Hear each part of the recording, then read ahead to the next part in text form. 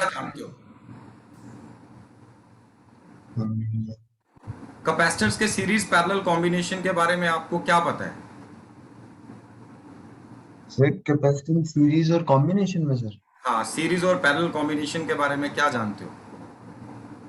Sir capacitor series में लगे हुए होते हैं और उधर पैरेलल में लगे हुए होते हैं। एक जगह एक जगह क्यू कांस्टेंट होता है, एक जगह बी कांस्टेंट होता है। किस जगह क्यू कांस्टेंट है? सर उधर सर सीरीज। सीरीज में। ओके, तो सीरीज में क्यू कांस्टेंट है, पैरेलल में क्या कांस्टेंट है? Sir V sir. ठीक है, वेरी गुड। तो बेटा अगर हम फंडामेंटल्स पे आए कि कैपेसिटर्स को जब भी हम सर्किट में कनेक्ट करते हैं तो दो तरह के कॉम्बिनेशन है। पहला कॉम्बिनेशन है सीरीज सीरीज कॉम्बिनेशन, और दूसरा कॉम्बिनेशन है पैरेलल कॉम्बिनेशन। फिर चाहे कैपेसिटर्स हो चाहे रेजिस्टर्स हो, इनका फंडामेंटल मीनिंग क्या है? सीरीज कनेक्शन का मतलब होता है end to end connection. End to end, ये एक सर्किट एलिमेंट को दूसरे से, दूसरे को तीसरे से, एंड टू एंड अगर आप कनेक्ट करते हैं, such a connection is said to be a series connection. For example, अगर दो तीन रजिस्टर्स हैं मेरे पास, ये एक रजिस्टर R1, ये दूसरा R2, तीसरा R3, अगर इस तरह से मैं इनको एंड टू एंड कनेक्ट कर दूं तो such a combination is said to be series combination. ठीक है। अब जब आप सीरीज ओके। रजिस्टर्स को कनेक्ट करते थे तो आप बोलते थे करंट कांस्टेंट है। What does it mean? इसका मतलब जितने भी रजिस्टर्स हैं, 2 3 4 5, सब में से सेम करंट फ्लो करेगा। Current is rate of flow of charge पर सेकंड। कितना चार्ज क्रॉस कर रहा है? जितना R1 को क्रॉस करेगा उतना ही R2 को क्रॉस करेगा, उतना ही R3 को क्रॉस करेगा। हाँ, सर्किट के रेजिस्टेंस बढ़ाते जाओगे और नए नए रेजिस्टर लगाते जाओगे तो करंट की वैल्यू कम होती जाएगी, पर जो भी करंट होगा तीनों में से सेम करंट फ्लो करेगा। तो हम कहते थे सीरीज के केस में करंट इज कांस्टेंट। कब? जब हम रेजिस्टर्स को कनेक्ट करते थे, क्योंकि तीनों एक के बाद एक एंड टू एंड कनेक्टेड है। तो जितना चार्ज एक में से पर सेकंड पास करेगा, दूसरे से भी पर सेकंड उतना ही चार्ज पास करना चाहिए। तो यहां ये लॉजिक था, इसलिए हमने बोला था करंट इज कांस्टेंट। समझ आया ये आपको? जी सर। और जब पैरेलल कनेक्शन की बात करते हैं तो पैरेलल से हमारा मतलब क्या है? रेजिस्टर्स हो या कैपेसिटर्स हो, पैरेलल का मतलब है when circuit elements are connected across same points. जैसे यहां पे मैंने तीन रेजिस्टर्स लिए, तीनों के तीनों को पॉइंट ए और बी के अक्रॉस कनेक्ट कर दिया सर्किट में। कोई दो फिक्स्ड पॉइंट्स थे, उनके अक्रॉस मैंने तीनों को कनेक्ट कर दिया, R1, R2 और R3 को। ऐसे कॉम्बिनेशन को हम बोलते हैं पैरेलल कॉम्बिनेशन। जैसे हमारे घर पे जी भी अप्लायंसेज है, चाहे आप मतलब फैन यूज कर रहे हैं, एलईडी यूज कर रहे हैं, टीवी यूज कर रहे हैं, कुछ भी, जितने भी अप्लायंसेज है वो सारे के सारे उन्हीं सेम सप्लाई लाइंस के साथ कनेक्टेड हैं। आपके घर पे सप्लाई लाइंस, दो सप्लाई लाइंस आ रही हैं, उन्हीं दो वायर्स का कनेक्शन हर एक रूम में गया है, तो वो पैरेलल कनेक्शन है। तो क्या है कि जो जिन दो पॉइंट से कनेक्टेड है वो दो पॉइंट्स कौन से हैं? बाहर पोल की दो वायर्स। तो पोल की उन दो वायर्स के बीच में एक पोटेंशियल डिफरेंस होगा। जैसे कि एसी सप्लाई के केस में हम जानते हैं कितना होता है इंडिया में जो सप्लाई है, दैट इज 220 वोल्ट। वो बातें लगा नहीं पूरी मिल यस। रही, बट इट इज 220 वोल्ट। तो ऐसी सिचुएशन में क्या सेम होगा? यहां पे V सेम होगा, क्योंकि इन दो पॉइंट्स का पोटेंशियल डिफरेंस फिक्स्ड है। कोई एक पॉइंट हाई पोटेंशियल पे होगा, कोई दूसरा पॉइंट लो पोटेंशियल पे होगा। अब मान लो A और B के बीच में 10 वोल्ट का पोटेंशियल डिफरेंस है, तो R1 को भी A और B के बीच में कनेक्ट किया तो R1 को भी पोटेंशियल डिफरेंस उतना ही मिला, R2 को भी उतना ही मिला, R3 को भी उतना ही मिला। तो पैरेलल में हम बोलते हैं V कांस्टेंट, बिकॉज पैरेलल का मतलब है circuit elements are connected across same points. Is it clear? Yes. ठीक है। तो अब आपको ये समझ आ गया यहां क्यों मैंने V कांस्टेंट बोला था, यहां क्यों मैंने करंट कांस्टेंट बोला था सीरीज के केस में। दूसरी चीज, ये ऑलरेडी आप फॉर्मूले पढ़ चुके हैं। सीरीज कॉम्बिनेशन में equivalent resistance in series combination is R1 plus R2 plus R3। अगर तीन है, अगर तीन से ज्यादा है सीरीज में, तो so on up to Rn। तो सीरीज कॉम्बिनेशन में जो इक्विवेलेंट रेजिस्टेंस आती है वो कितनी आती है? That is algebraic sum of the individual resistors. और पैरेलल कॉम्बिनेशन के केस में इक्विवेलेंट रेजिस्टेंस के लिए हमारे पास फॉर्मूला था 1 upon R parallel is equal to 1 by R1 plus 1 by R2 so on up to 1 by Rn। तो parallel combination में क्या होता है, जब एक से ज्यादा रेजिस्टर्स को आप पैरेलल में कनेक्ट करते हो तो रेजिस्टेंस डिक्रीज हो जाती है। जो सबसे छोटी वैल्यू होगी, मान लो एक है 2 ओम, एक है 5 ओम, एक है 10 ओम, तो इनकी जो इक्विवेलेंट रेजिस्टेंस आएगी, जो सबसे छोटी है ना 2, उससे भी कम आएगी। तो पैरेलल में रेजिस्टेंस कम हो जाती है, सीरीज में रेजिस्टेंस बढ़ जाती है। सीरीज में अलजेब्रिकली ऐड करते हैं, तो ये चीजें आपके दिमाग में हैं? जी सर। ठीक है। अब आफ्टर ऑल ये फॉर्मूला हमने कैसे डिराइव किया? जब हमने पहली बार ओम्स लॉ पढ़ा था तो हमने एक फॉर्मूला पढ़ा था, V is equal to I R. ये तीन क्वांटिटीज को रिलेट कर रहा है। अब R के कॉम्बिनेशन की हम बात कर रहे हैं, इस केस में I सेम था, तो I सेम था तो तीनों के क्रॉस V अलग अलग होगा। रेजिस्टर 1 में से करंट फ्लो कराने में कितना पोटेंशियल ड्रॉप हुआ, V1। रेजिस्टर 2 में से कितना हो गया, V2। रेजिस्टर 3 में से कितना हो गया, V3। तो V1 क्या होगा, V1 होगा I1 I into R1, V2 होगा I इंटू R2 और V3 होगा I इंटू R3। जहां रेजिस्टेंस ज्यादा होगी वहां पोटेंशियल ड्रॉप ज्यादा होगा। और मान लो नेट V है, जो टोटल V आपने अप्लाई किया उसकी वैल्यू है V, तो यहां करंट सेम है लेकिन V अलग अलग है, तो टोटल V किसके इक्वल होगा, individual V, V1 plus V2, V2 plus V3। और पैरेलल के केस में V सेम है, R अलग अलग है, तो क्या होगा, करंट भी अलग अलग होगा। अब यहां पे तीनों ब्रांचेस में करंट अलग अलग जाएगा। सपोज एक ब्रांच में आ गया I1, एक ब्रांच में आ गया I2, एक ब्रांच में आ गया I3। तीनों करंट टोटली अलग अलग है। कौन सा ज्यादा है, जहां रेजिस्टेंस कम है, क्योंकि पोटेंशियल डिफरेंस है चार्जेस को धक्का मारने की एबिलिटी। पोटेंशियल डिफरेंस है चार्जेस को धक्का मारने की एबिलिटी। तो ये जो चार्जेस को धक्का मारने की एबिलिटी है, तो जहां रेजिस्टेंस ज्यादा होगी, पोटेंशियल डिफरेंस तो सेम है, धक्का तो बराबर फोर्स के साथ मारा जा रहा है, बराबर एनर्जी दी जा रही है तीनों रास्तों पे, बट जहां पे रेजिस्टेंस ज्यादा वहां करंट कम, जहां रेजिस्टेंस कम वहां करंट ज्यादा। तो अगर यहाँ पे टोटल करंट एंटर कर रहा है I, इस केस में V कांस्टेंट है, तो टोटल करंट I किसके इक्वल होगा, individual currents I1 plus I2 plus I3। इस केस में करंट अलग अलग है, टोटल करंट होगा I1 plus I2 plus I3। इस केस में करंट सेम थे, वोल्टेजेस अलग अलग थे, तो टोटल वोल्टेज थे V1 plus V2 plus V3। तो टोटल V को हमने लिख दिया I into R series. V1 मैंने आपके सामने लिखा IR1, V IR2 और V3 IR3। तो I कॉमन आ गया, तो वहां से आ गया R1 plus R2 plus R3, तो I कैंसिल आउट हो गया, तो R सीरीज का फॉर्मूला आ गया। वैसे यहां पर देखोगे करंट ऐड हो रहे हैं, तो टोटल करंट हो गया V upon R parallel, combination की रेजिस्टेंस। I1 होगा V अपॉन R1, I2 होगा V अपॉन R2, I3 होगा V upon R3 and so on. तो V कॉमन फैक्टर है, तो V को लेके कैंसिल आउट करेंगे तो ये फॉर्मूला आ जाएगा। तो ये मैंने हिस्ट्री बताई थोड़ी सी जो आपने पहले पढ़ा हुआ था रेजिस्टर्स के केस में। अब हम आते हैं बेटा कैपेसिटर्स के केस में। जब आप कैपेसिटर्स के केस में आते हैं तो वहां पे भी दो तरह के कॉम्बिनेशंस हो सकते हैं। पहला हो गया सीरीज कॉम्बिनेशन, दूसरा हो गया पैरेलल कॉम्बिनेशन। अगेन पैरेलल और सीरीज का मतलब वही है। सीरीज में हो गया end to end connection, series is end to end connection.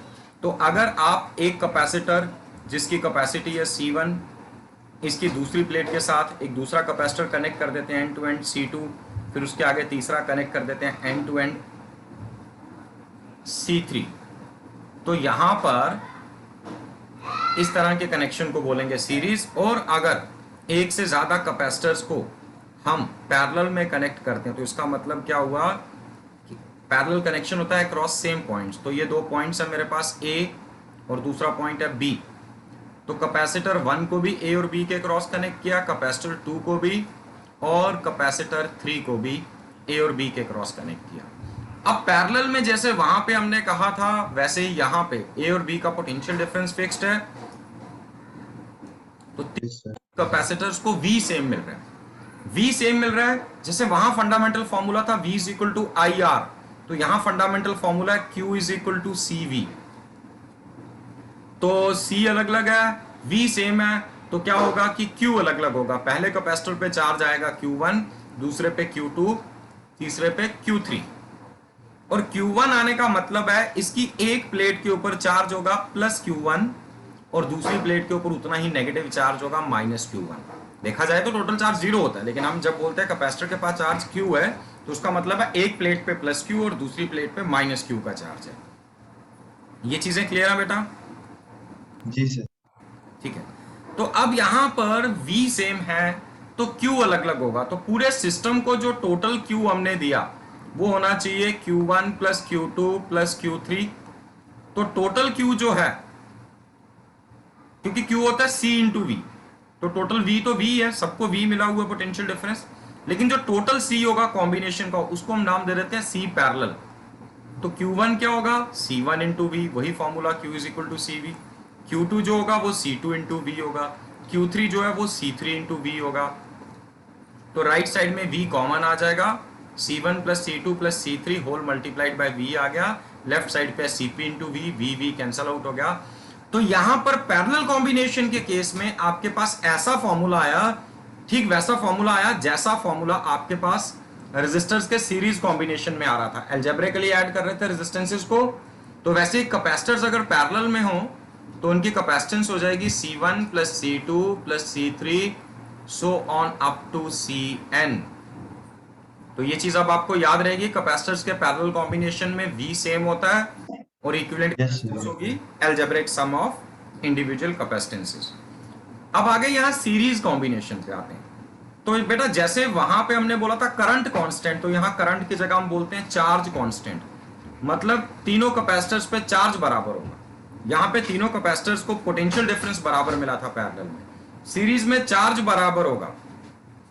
अगर पहले कैपेसिटर पे चार्ज Q है, दूसरे पे भी Q होगा, तीसरे पे भी Q होगा।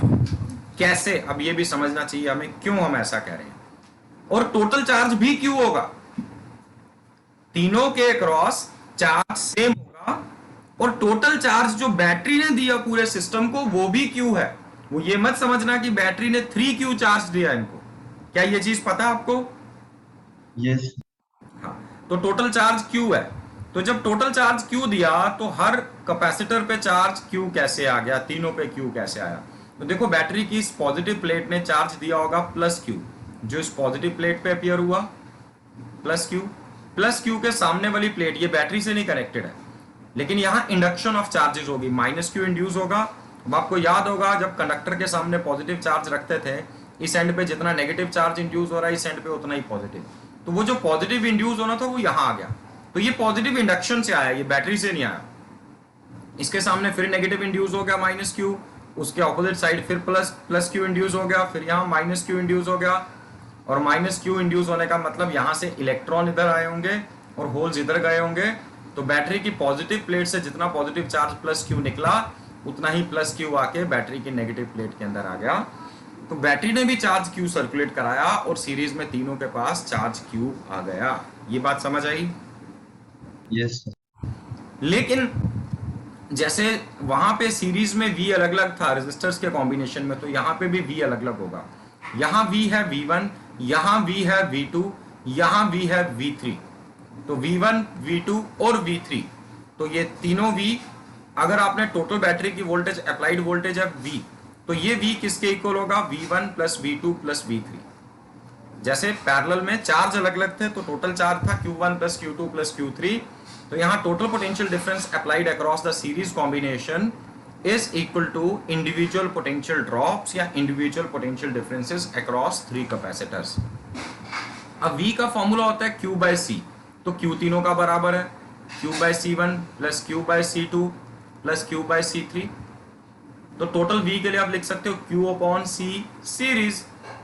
तो यहाँ पे Q कॉमन फैक्टर है, 1 by C1 plus 1 by C2 plus 1 by C3। तो Q और ये लेफ्ट साइड वाला Q कैंसल आउट हो गया। तो यहाँ पे सीरीज कॉम्बिनेशन के केस में जो इक्विवेलेंट कैपेसिटेंस का फॉर्मूला है वो ठीक वैसा है जैसा रेजिस्टर्स के केस में पैरेलल कॉम्बिनेशन में होता है।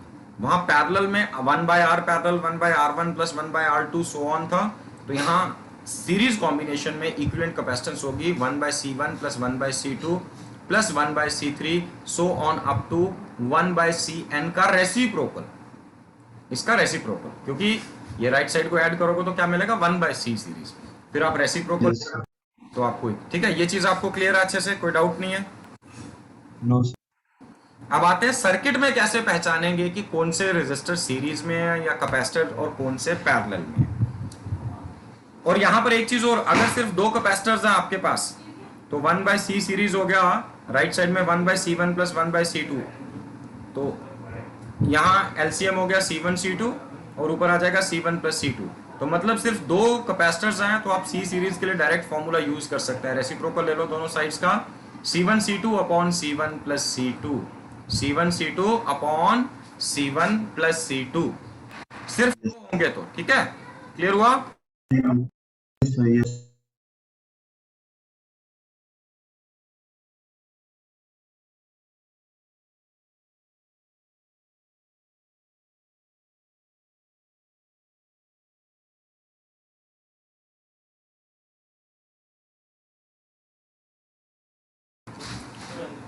चलो अब हम बात करते हैं सर्किट में हम कैसे पहचानेंगे।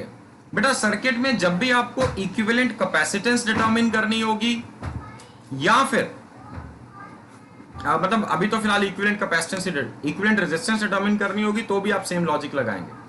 तो जिन पॉइंट्स के अक्रॉस आपको बोला जाएगा find equivalent capacitance across these two points, points A and B, points P and Q, तो आपको क्या करना है, जिन दो पॉइंट्स के अक्रॉस आपको इक्विवेलेंट कैपेसिटेंस डिटरमिन करनी है, उनमें से किसी एक पॉइंट से चलना शुरू करना है दूसरे पॉइंट की ओर सर्किट में से होते हुए। तो जहां पे सर्किट में से चलते हुए जो कैपेसिटर्स या रेजिस्टर्स, जो भी सर्किट एलिमेंट एक ही पाथ पे मिलते गए आपको, वो सब सीरीज में है, जो एक ही पाथ पे मिल गए। और पाथ बाइफरकेट हो गया भाई, एक रास्ता ऊपर से आ गया, एक रास्ता नीचे वाला आ गया, तो ये दोनों पाथ आपस में पैरेलल में होंगे। मान लो ऊपर वाले पाथ पे 2 या 3 कैपेसिटर एक के बाद एक आपको मिल गए, तो ये सीरीज में होंगे। नीचे वाले पाथ पे भी 2 या 3 मिल गए, तो ये भी आपस में सीरीज में है। इन तीनों का या चारों का जितने भी हैं सीरीज इक्विवेलेंट, इनका सीरीज इक्विवेलेंट निकालो, फिर ये आपस में पैरेलल में होंगे। तो जो सेम पाथ पे आ गए वो सीरीज में, जहां पाथ बाइफरकेट हो गए, जो अलग अलग पाथ पे आ रहे हैं, वो पैरेलल में कनेक्टेड है। ठीक है, ये बात समझ आई? जी सर। अब मैं आपका डाउट लेके चलता हूं यहां पे। ये वाला क्वेश्चन आपने सेंड किया था सर, पॉइंट मार्क करके नहीं हम कर सकते क्या? मतलब जैसे आपने बोला था कैपेसिटर जैसे 1 2। हाँ वो भी कर सकते हैं, वो भी कर सकते हैं। तो वो जो 1 2 पॉइंट मार्क करना है वो ज्यादा बेहतर, वैसे भी कर सकते हो। मतलब आप किसी भी तरीके से इसको आइडेंटिफाई करो, टारगेट है आइडेंटिफाई करना, आप किसी भी तरीके से करो। बट जब ज्यादा कॉम्प्लिकेटेड सर्किट्स होते हैं, बहुत ज्यादा सर्किट एलिमेंट हो, बहुत ज्यादा कैपेसिटर्स हो, तो फिर वही टेक्निक ज्यादा बेटर रहती है। लेकिन इस केस में ये सर्किट बहुत ही सिंपल सा सर्किट है। अगर आप यहाँ पे आप वैसे कर सकते हैं, मतलब कोई प्रॉब्लम नहीं है उसमें, वो बिल्कुल सही कह रहे हैं आप। ठीक है, तो इनफैक्ट वही करना है आपको, आपका टारगेट है आइडेंटिफाई करना सीरीज और पैरेलल में है क्या। मैं वही करके दिखाता हूं आपको। देखो जैसे मान लो, सर आपकी आवाज नहीं आई सर। आवाज नहीं आ रही अब। यस सर, अब आई है। मैं ये कह रहा हूं आप वैसे किसी भी तरीके से कर सकते हैं, टारगेट है बस आइडेंटिफाई करना। इंपॉर्टेंट ये है कि कौन से सीरीज में और कौन से पैरेलल में। जब तो बहुत कॉम्प्लिकेटेड सर्किट होता है, कोई बात नहीं, अब रेस्ट करो, ठीक है। तो जब तो बहुत कॉम्प्लिकेटेड सर्किट होता है, फिर तो आपको बीच में पॉइंट्स मार्क करने ही पड़ेंगे, उसके बिना कोई चारा नहीं है। लेकिन कई बार सिंपल सर्किट्स होते हैं, जैसे ये आपने सेंड किया, तो इसमें पॉइंट्स नहीं भी मार्क करोगे, आप ऐसे भी समझ सकते हैं। ठीक है, चलो एनीवे मैं यहाँ पॉइंट्स मार्क करता हूँ। मान लो इस पॉइंट को मैंने नाम दे दिया, ए और बी तो हैं, चलो इसको नाम दे देते हैं सी या 1 2 3 कुछ भी। अच्छा जस्ट अ मोमेंट बेटा।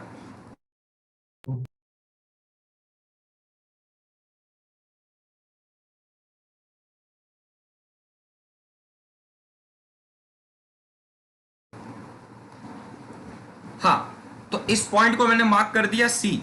अगर ये पॉइंट सी, तो ये भी सी ही कहलाएगा, क्योंकि इन दोनों के बीच में कोई सर्किट एलिमेंट नहीं है, एक कनेक्टिंग वायर है।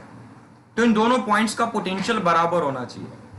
हालांकि प्रैक्टिकली थोड़ा सा डिफर करेगा, क्योंकि वायर की भी थोड़ी बहुत रेजिस्टेंस तो होगी, लेकिन हम उसको नेग्लेक्ट करते हैं, उसको हम कंसिडर नहीं करेंगे। तो ये पॉइंट अगर सी है, तो ये पॉइंट भी सी कहलाएगा, क्योंकि इन दोनों का पोटेंशियल सेम है।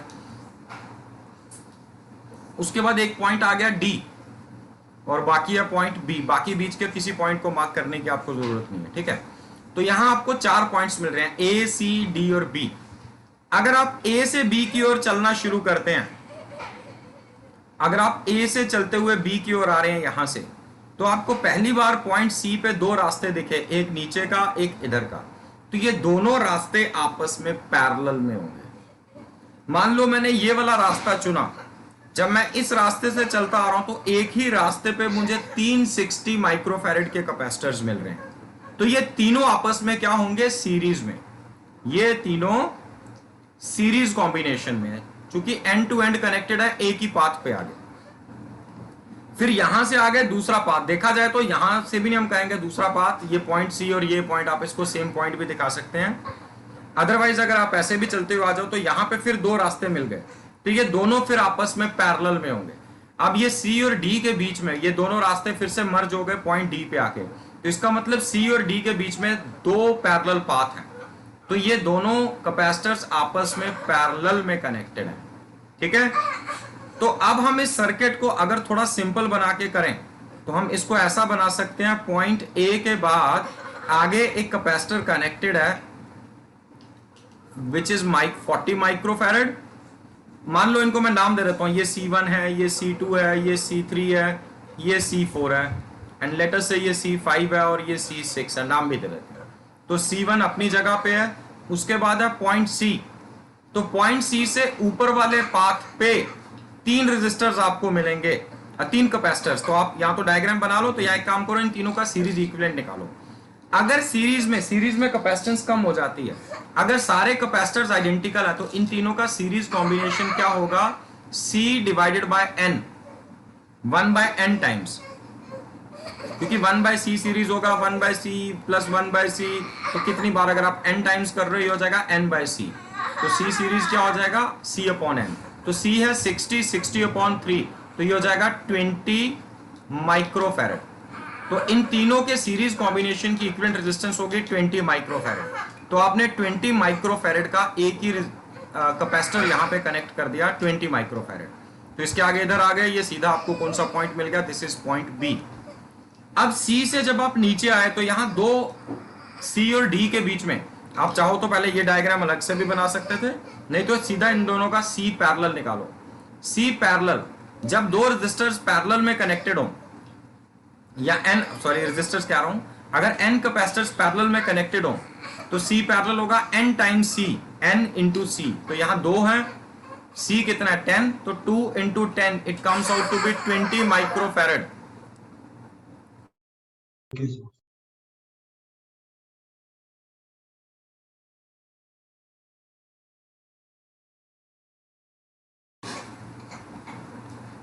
ठीक है, क्लियर हो गया ये?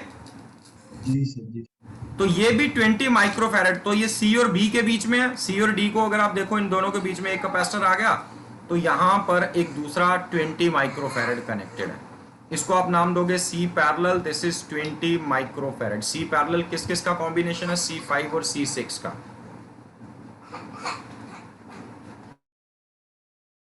ठीक है, और अब देखो, अब फिर से देखो सर्किट को, अब A से चलो, फिर C पे दो रास्ते मिल रहे हैं, तो इसका मतलब ये दोनों आपस में पैरेलल में है। तो अगर ये दोनों पैरेलल में है तो C पैरेलल डैश, क्योंकि पहले भी नाम दिया C पैरेलल, तो पैरेलल में क्या होता है, सिंपली ऐड करते हैं CS प्लस CP। तो ये 20 प्लस 20 यानी कि CP डैश कितना हो गया, 40 माइक्रोफैरेड। ठीक है, ये हो गया 40 माइक्रोफैरेड। तो अब आप इस सर्किट को दोबारा रीड्रॉ कर सकते हैं। अब पॉइंट A से चलोगे तो पहले कैपेसिटर मिलेगा C1 विच इज 40 माइक्रोफैरेड, फिर इसके बाद आगे इन दोनों का पैरेलल इक्विवेलेंट क्या आ रहा है, फिर से 40 माइक्रोफैरेड, 40 माइक्रोफैरेड, इसका नाम है CP डैश। तो आप पहुंच गए यहां पे। ठीक है, ये क्लियर हुआ? Yes sir. अब ये दोनों फिर से सीरीज में है, तो चूंकि ये दोनों सीरीज में है तो नेट कैपेसिटेंस कहो, C नेट कहो या C अक्रॉस AB कहो, सीरीज में क्या करते हैं, डिवाइड बाय n कर देते हैं अगर आइडेंटिकल हो। तो यहाँ 40 40 के दो हैं, तो 40/2 मतलब 20 माइक्रोफैरेड। तो पूरे सर्किट की इक्विवेलेंट कैपेसिटेंस आ गई कितनी, 20 माइक्रोफैरेड। तो ये पार्ट समझ आया? सर अगर आइडेंटिकल नहीं होते फिर फॉर्मूला लगाते ना। हाँ, फिर हम फॉर्मूला लगाते हैं, 1/C series is equal to 1/C1 plus 1/CP dash. तो अगर ये दोनों अलग अलग होते, सर जैसे 60 और 60 का 3 थे, हाँ तो हाँ उसमें उसमें उसमें आइडेंटिकल की वजह से हमने फॉर्मूला हाँ, लिया था बिल्कुल C बाय बिल्कुल N। बिल्कुल बिल्कुल। अगर तीन सर क्या वो कितने, आइडेंटिकल ना हो। हाँ फिर क्या बोल रहे हो? सर अगर वो आइडेंटिकल ना हो हाँ तो वही फॉर्मूला लगाते हैं ना, 1/c series is equal to 1/c1 plus 1/c2 plus 1, फिर यहां से c सीरीज निकालते हैं। फिर सर। समझ आया कि नहीं? जी सर। अच्छे से क्लियर हुआ ना बेटा? जी सर। जी सर। ठीक है, तो मतलब यहीं से फॉर्मूला आया। मान लो ये c1 c2 c3 तीनों बराबर है, तो ये c plus 1/c plus 1/c, ये कितना हो गया 3/c। तो 3/c किसके इक्वल है? 1/c सीरीज, तो रेसिप्रोकल ले लो, c सीरीज कितना हो गया c/3। फॉर्मूला तो वही है। Okay sir. ठीक है, चलिए जी। दो होते तो आप सीधा लिख सकते थे c1 c2 upon c1 plus c2। Is it clear? जी सर। ठीक है, यस सर। अब लेकिन इसके आगे हमें कुछ पूछना है। हम कुछ और पूछा गया हमसे क्वेश्चन में, also calculate total charge that flows in the circuit when a 100 volt battery is connected across points A and B. तो बैटरी से टोटल चार्ज कितना फ्लो किया होगा जब एक 100 वोल्ट की बैटरी हम कनेक्ट कर दें पॉइंट्स ए और बी के क्रॉस। तो अगर आप ये जो दो पॉइंट्स हैं ए और बी, इनके क्रॉस एक 100 वोल्ट की बैटरी कनेक्ट करते हैं, तो इस बैटरी से टोटल चार्ज कितना फ्लो करेगा? भाई V पता है, C पता है, तो टोटल चार्ज जो होगा वो क्या होगा? C net into V। तो C net is 20 microfarad, so 20 microfarad into 100 volt, तो ये हो जाएगा 2000 microcoulomb. Micro is 10 to the power -6, तो यहां यस सर। को लिख सकते हैं 2 into 10 to the power -3 coulomb, या फिर आप ये कह सकते हैं 2 मिली कूलम। तो टोटल चार्ज बैटरी से कितना आया होगा? That is 2 milli coulomb. Is it clear?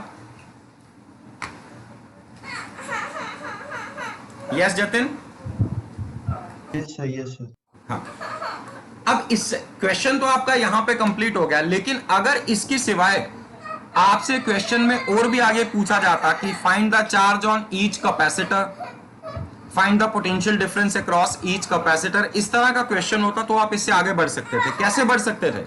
उल्टा चलो यहां से देखो, हमने टोटल चार्ज कितना मिला हमें बैटरी से? 2 मिली कूलम। अब ए और बी के बीच में C1 और C पैरेलल सीरीज में है। जब यस सर। सीरीज में है तो सीरीज में हम जानते हैं चार्ज बराबर होता है, तो ए पे भी यस सर। 2 मिली कूलम और बी सी सॉरी C1 पे कितना होगा? 2 मिली कूलम, और CP डैश पे भी कितना होगा? 2 मिली कूलम। सीरीज में चार्ज बराबर होता है, तो इन दोनों का चार्ज मिल गया आपको। Yes sir.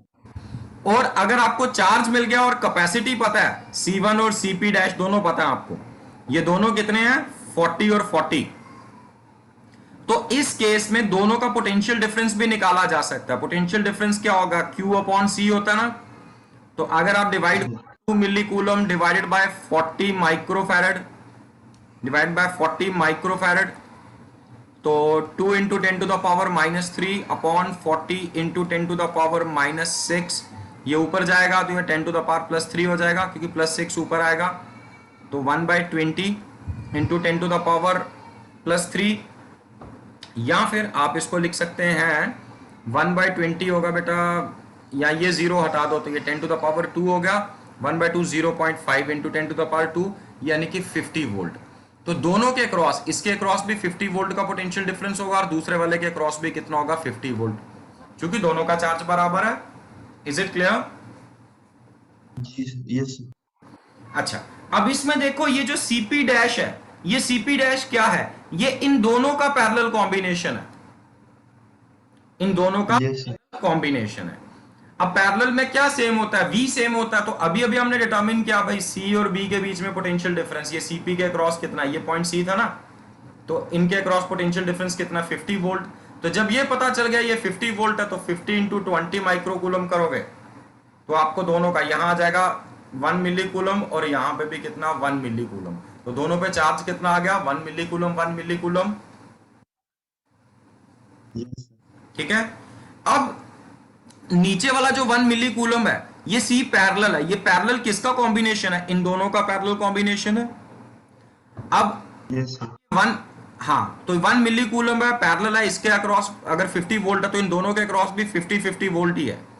तो एक्चुअली दोनों के पास कितना आया होगा, आधा आधा चार्ज 0.5 मिली कूलम, और इसके पास भी कितना होगा 0.5 मिली कूलम।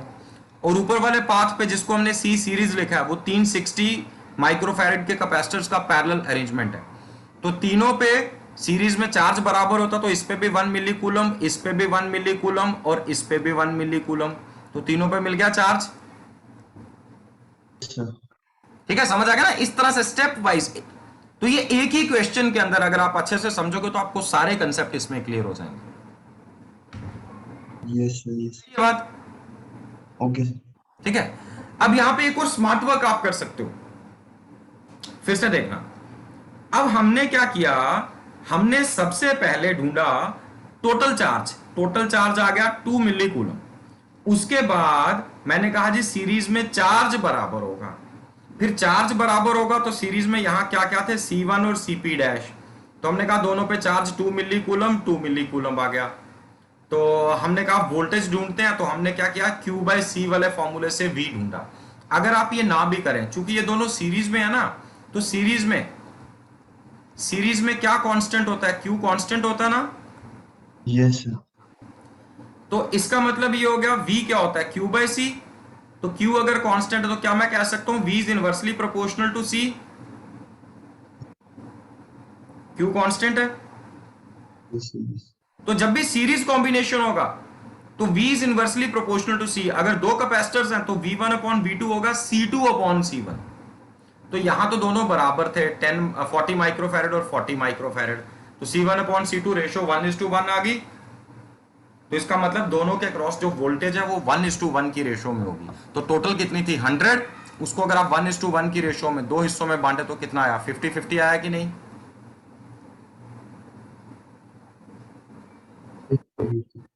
समझ आया। Yes sir. उसके बाद ये जो Cp डैश था इसमें दो थे, ये वाला Cp डैश में ये थे, ये और ये। तो ये दोनों पैरेलल में, तो दोनों को पैरेलल में क्या बराबर मिला, V बराबर मिला। तो जैसे मैंने कहा कि V is inversely proportional to C, तो in parallel Q is directly proportional to C। क्यों, क्योंकि पैरेलल में V कांस्टेंट होता है, Q is equal to CV। तो V कांस्टेंट है तो Q is directly proportional to C। तो Q1 अपॉन Q2 होगा C1 अपॉन C2, या Q1 is to Q2 is to Q3 is to Q4 होगा C1 is to C2 is to, जो कैपेसिटेंसेस की ratio होगी parallel में, क्योंकि V बराबर है सबके लिए। तो कौन ज्यादा चार्ज स्टोर करेगा, जिसकी कैपेसिटी ज्यादा होगी। तो जैसे यस सर। यहां पे ये दोनों पैरेलल में थे, ये ऊपर वाला C सीरीज और नीचे वाला C पैरेलल, ये पैरेलल में थे। तो पैरेलल में इन दोनों की अगर कैपेसिटी बराबर है, तो मैंने बोला Q1 upon Q2 C1 upon C2, तो कैपेसिटी की रेशियो 20 अपॉन 21 है।